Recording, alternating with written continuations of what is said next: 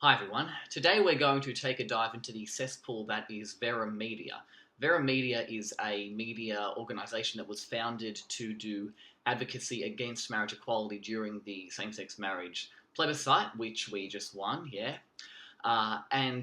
given that we have now just won it, there has been a very negative and very somewhat more radical reaction to by some no campaigners after the plebiscite in the form of defacing pro-LGBTI murals painted in the Sydney suburb of Newtown.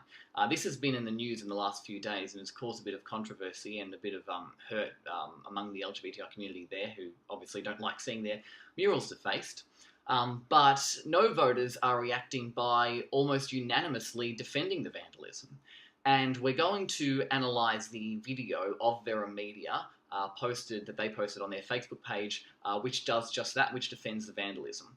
The guy in the video is one Chichadi Richer, I hope I'm saying that right, and his brother is going to be the Australian Conservatives candidate for the Bennelong by-election on December 9.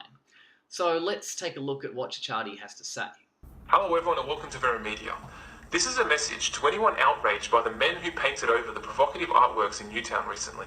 I want you to ask yourself this: what if the situation was in the reverse? What if a religious group commissioned a mural insulting prominent gay activists? Now, I think Chichadi is under a misapprehension as to what the motive of this mural was. The most controversial mural, which is more reasonably found offensive than the other mural, is one of former Prime Minister Tony Abbott and Cardinal George Pell getting married, and Abbott is masturbating Pell.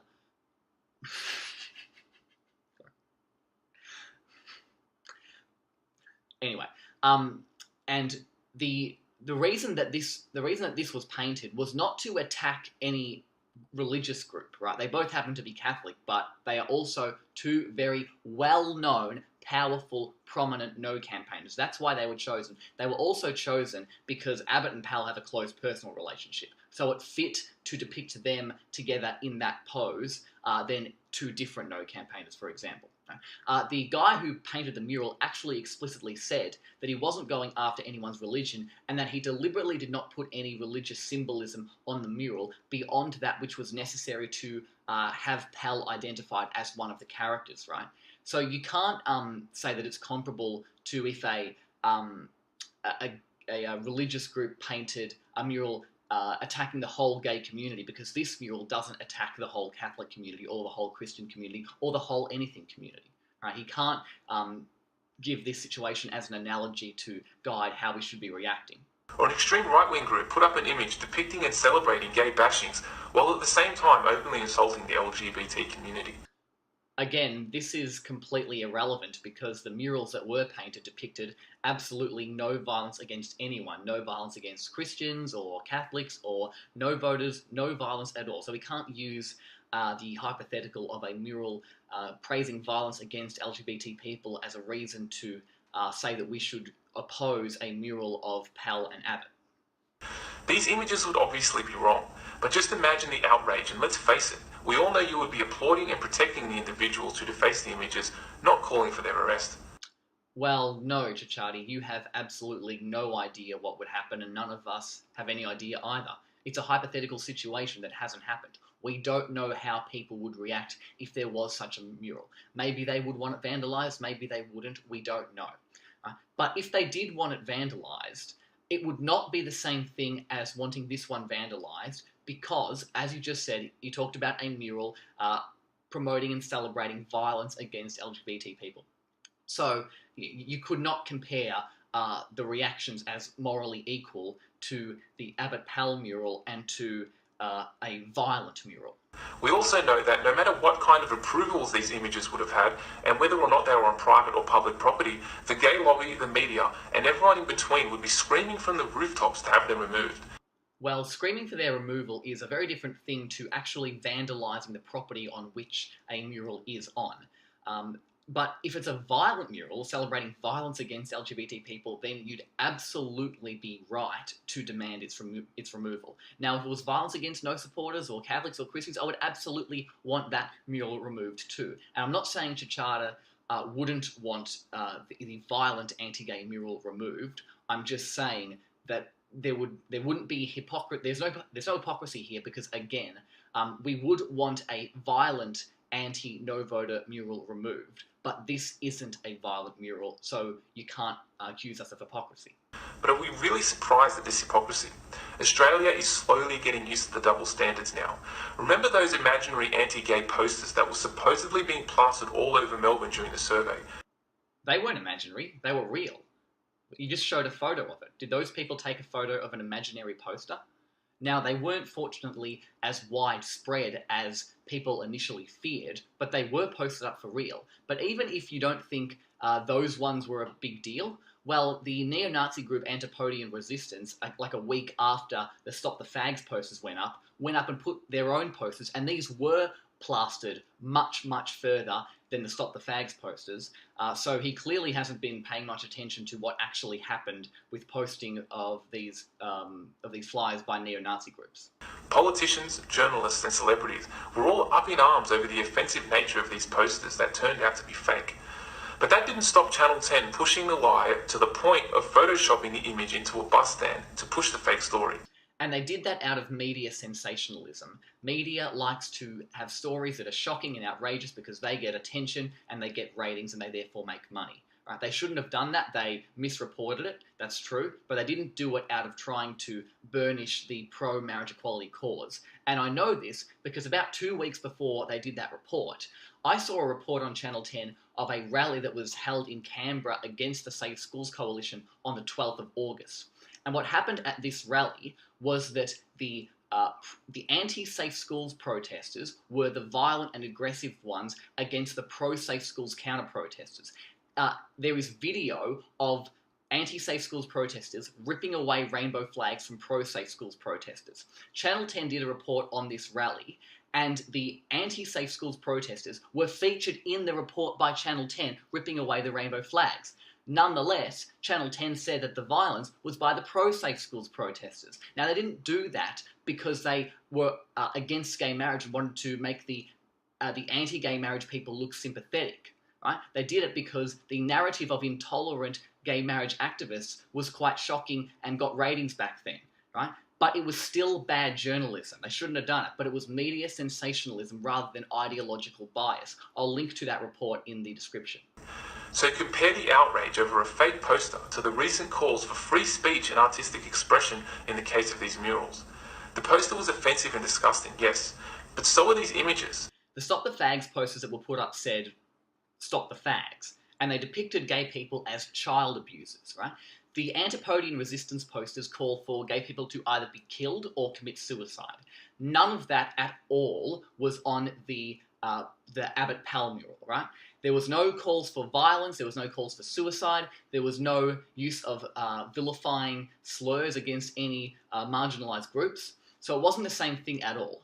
Now, I'm not offended by the Abbott Pal mural at all, but because it is very sexually suggestive, I don't consider it unreasonable at all to be offended by it. Right? Nonetheless, they are not the same thing. So why can't conservatives and Christians be outraged? No one's saying you can't be outraged. Be outraged all you want. Fulminate all you want. Foam at the mouth all you want. It's really quite amusing, right? You have every right to be outraged and express that outraged, and if you can get a piece of property, paint a mural about your outrage, that is your absolute free speech right, and I don't want to take that away from you. But don't vandalise other people's property. Shouldn't the media be pushing this message with the same force as it did about the posters? If Australia weren't so openly biased, these men, just normal guys, wouldn't have had to take it upon themselves to defend their beliefs. They're defending their beliefs. So what? Right? Defending your beliefs isn't a license to just act however you want. The Muslims in Egypt and Lebanon who bomb your churches, Chachati, they are defending their beliefs too. They are defending their beliefs that all Christians should be killed and Islam should rule the world. Right? It doesn't suddenly become okay what they are doing just because it is the way they go about defending their beliefs. Right? And the same thing goes for vandalism here. Obviously, vandalism isn't the same as terrorist bombings on Christian churches, but it's still a crime. Now, I've heard people defend the artwork saying that this is just provocative political art. That's what art's about. We live in a free society after all. Really? Well, that's not what the left was saying when people around the world drew pictures of Muhammad to openly insult Islam. So, to other artists like Scott Marsh, if you really want to be daring and dangerous, I challenge you to produce a mural insulting Islam and their views on homosexuality. Now, we all know that the left has a huge blind spot on Islam because they don't want to criticize Islam when they'll criticize every other religion. They don't want to offend Muslims when they'll offend every other religious group. They'll apply soft bigotry of low expectations and double standards to behavior by Muslims to excuse behavior that they wouldn't excuse by any other religious group. That's all really stupid. It is, absolutely. Having a blind spot on Islam doesn't mean it's a good thing to also have a blind spot on Christianity. The remedy to having one blind spot is not to have a second. It's to get rid of that one, that first one completely. But Christianity should not be exempted from criticism just because Islam is. But we all know that won't happen because the left are a bunch of hypocritical cowards who are so used to bullying conservatives and Christians with no response that they think it's their God-given right to continue to do so. Well, these guys think freedom of speech is a right, and they also think that rights come from God. So if they were honest and accurate, they would actually be saying that they should think, if they want to adhere to their own principles, that it is the less God-given right to make fun of Christians in a mean way. Well, I have a message for you. Your tactics before and during the same-sex marriage survey have awoken a young, motivated and passionate conservative base in Australia who will no longer ignore your fascist-like tactics and who will give back what we get. There was some disgraceful behaviour by some Yes campaigners during the survey, but the idea that it was isolated to the Yes campaign is absolutely absurd and clearly is only present in the minds of people who are either no campaigners, who have a vested interest in seeming better than the Yes campaign, or people who don't read any other media than the Australian and who only hear about incidents of intolerance through conservative media. Right? Because I read a lot of media and I hear about a lot more incidents than just Chachati and people like him hear about. And I've heard far more stories of attacks on Yes campaigners and on LGBTI people than there are on no campaigners. And I don't have the time to go through them all here. I'll bore you if I do. But I'm going to provide a link to each story in the description of the video so you can verify it for yourself. You want to live in a society of equality, tolerance and freedom? Well, we will remind you that that has to go both ways. I think it's also important to remind the left that the Yes vote was not a mandate to bully and intimidate anyone who disagrees with you. You will have marriage soon, so stop acting like a persecuted minority because you are not. Your victim status identity politics is getting old and won't work anymore. Now, LGBTI people aren't persecuted in Australia. They're discriminated against, at least until the next couple of months, until marriage equality is legalised, but they're not persecuted. But some words about identity politics here. If you force a group of people to fight for its rights, don't be surprised when they band together to do that. So when the survey happened, what were LGBTI people supposed to do? What, not band together to fight for their right to marry just because this idiot thinks that would be identity politics?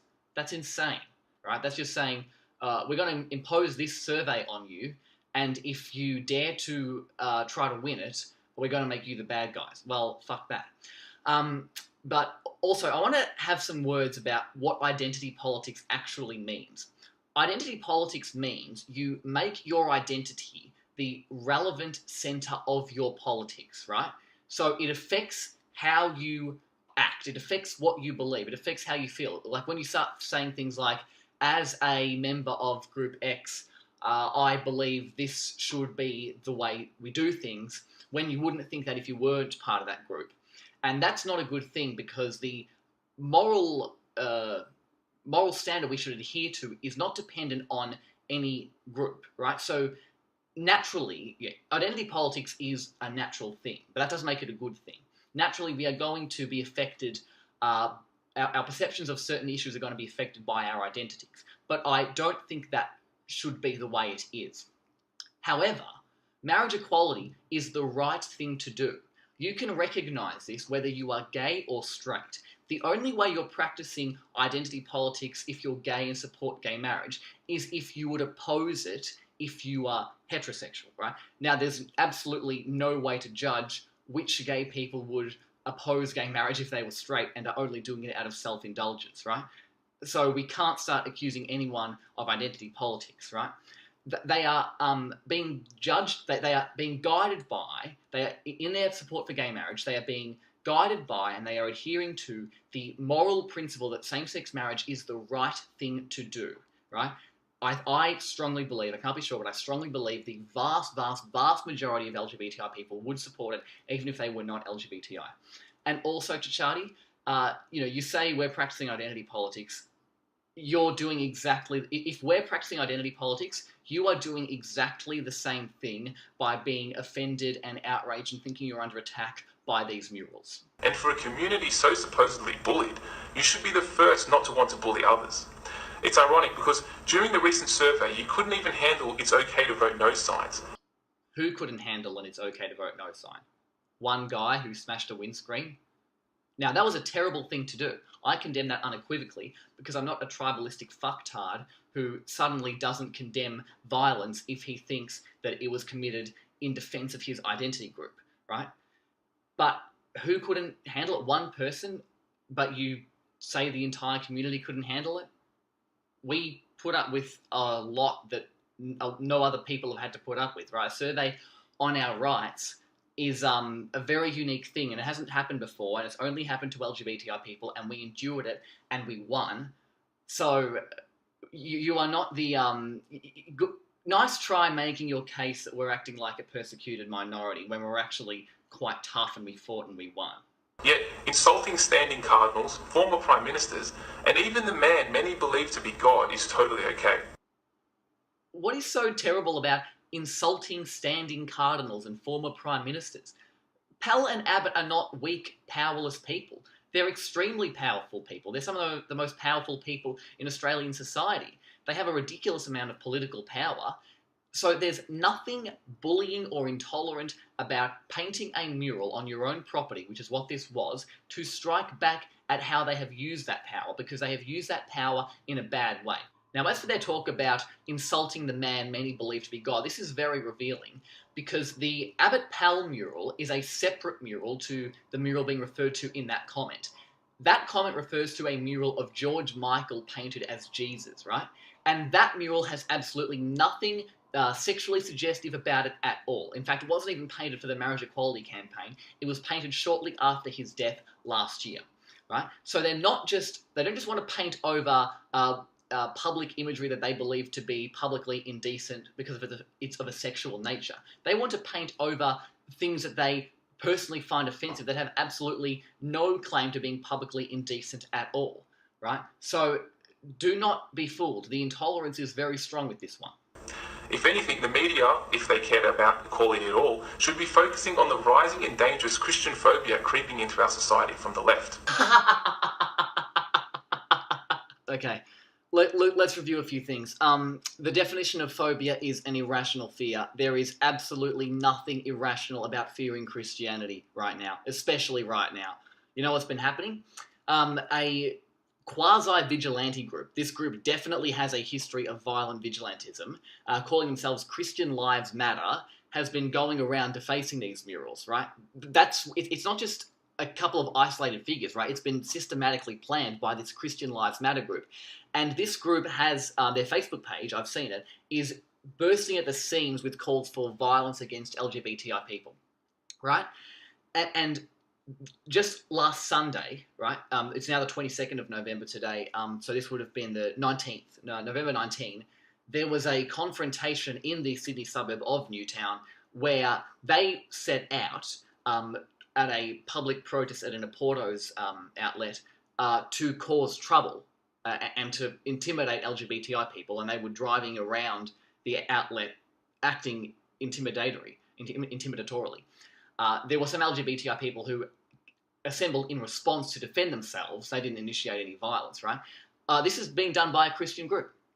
And so there is absolutely nothing irrational about fearing Christianity in Australia, especially at the moment. During the campaign, we saw graffiti like this and banners like this. Vile, and I condemn both, because I'm a principled, moral person, unlike you, Chachati, who condemns on the basis of whether or not it is done in response to a perceived slight against your identity group. And who could forget the bombing of the Australian Christian Lobby HQ in Canberra? Okay, some important points to make here. Obviously, the bombing of the ACL was a horrific thing no matter who did it. There should be no qualms about condemning it at all, and you won't get them from me. I unreservedly condemn it. But we need to go over what happened. On the 21st of December 2016, 35-year-old Jaden Wong drove a van full of gas cylinders into the car park next to the ACL's office and blew them up, and there was an explosion and the office was seriously damaged. The next day, the police came out and said that the bombing was not politically, religiously, or ideologically motivated. In August this year, it emerged that the bomber did have some history of supporting gay rights and didn't like the ACL. In September, in a testament to his mental problems, his pre-existing mental problems, he killed himself. He committed suicide. That's what he was trying to do when he blew himself up. He wasn't trying to bomb them. And this was especially confirmed in October this year, just last month, when it emerged that he had been driving around to many different locations looking for a place to blow himself up, but couldn't find any because they were all crowded and he didn't want to hurt any other people. He only wanted to kill himself. So after going to all those other places, only then did he go to the ACL's office and blow himself up there in their empty car park, right? If he wanted to target them, he would have gone there right away. The fact that he didn't shows it was not politically motivated and he was not targeting them. So this can't be used as an example of violence and intolerance by supporters of marriage equality. Along with the horrid treatment Lyle Shelton and other supporters of traditional marriage received. The silence is deafening, and the worst part is there is no real mainstream outrage, no public condemnation. This is 100% horseshit. It is absolutely fabricated. Cicciotti is pulling stuff out of his ass here. There has absolutely been strong condemnation by supporters of marriage equality of violence that could even be perceived as being possibly related to marriage equality. Let's go through a few examples. Here's Goldstein MP and marriage equality campaigner Tim Wilson. Very disturbed to hear of bomb attack on ACL HQ. No place for that in Australia. Should be condemned. Prayers for safety of Lyle Shelton and AC lobby crew. Here's veteran gay rights campaigner Rodney Croome. I'm relieved to see the police have found the explosion at the Australian Christian Lobby office was not politically motivated. There is no place for violence in Australian political debate. Here's crikey writer Bernard Keane, who has been one of the strongest critics of the ACL in the country, talking directly to Lyle Shelton after information came out that initially made it seem like it was a political attack. I believe I have dealt with you fairly, but such an attack would be very frightening for your staff and you, and utterly unacceptable. He, despite his criticisms of the ACL, still has the moral fortitude to recognise that it was a bad thing to do. Here's Australian Marriage Equality Director and New South Wales State MP Alex Greenwich. Thoughts and prayers are with everyone at the Australian Christian Lobby. Shocking and saddening incident. Here's BuzzFeed writer Josh Taylor. Bizarre and awful that someone would do this. Here's Labor Senator Penny Wong, as reported by Sky News. Acting opposition leader Penny Wong condemned the violence and urged people not to rush to attribute blame or motive. And that's just the ACL bombing. We haven't even covered the headbutt of Tony Abbott, which, by the way, also was not about marriage equality. The DJ who headbutted him simply said that he did it because he doesn't like Tony Abbott. Shouldn't have done it, but it wasn't about marriage equality. Here we go. Here's opposition leader and marriage equality campaigner Bill Shorten. This is terrible. Violence like this is never acceptable. I'm glad Mr. Abbott isn't seriously injured, and I've rung him to say so. Here's Get Up director and marriage equality campaigner Sally Rugg. Same-sex marriage is about love and dignity. All violence happening during this plebiscite is abhorrent, including alleged assault on Tony Abbott tonight. Here's Alex Greenwich again. We condemn the violence against Tony Abbott that has been reported tonight. There is never a place for violence or abuse. Marriage equality is about respect and dignity for every Australian. There is no room for any disrespect, either physical or verbal, in this national debate. Our campaign has always and will continue to call for respect and everyone involved in this debate to act in a respectful and dignified way. Here's Rodney Croome again. This attack on Tony Abbott, like any violence on the basis of political belief, is beneath contempt and has no place in Australian public debate, especially when that debate is about love, commitment, tolerance and respect. Now let's contrast the condemnation by Yes campaigners of allegedly or perceivedly pro-marriage equality violence with the condemnation by No campaigners of unambiguously, obviously anti-marriage equality violence, and homophobic violence. Some backstory. On the weekend of September 23 and September 24 this year, there was a wave of anti-gay marriage and homophobic violence across Australia. Just to give you an idea of some of what happened during this period, a transgender teenager in Hobart was strangled. A line of rainbow flags along a street in Brisbane were vandalised with swastikas. A house with rainbows out the front of it had rocks thrown through it while the woman who owned it was inside. And there was homophobic graffiti plastered all over a train in Sydney. This was truly frightening when it happened.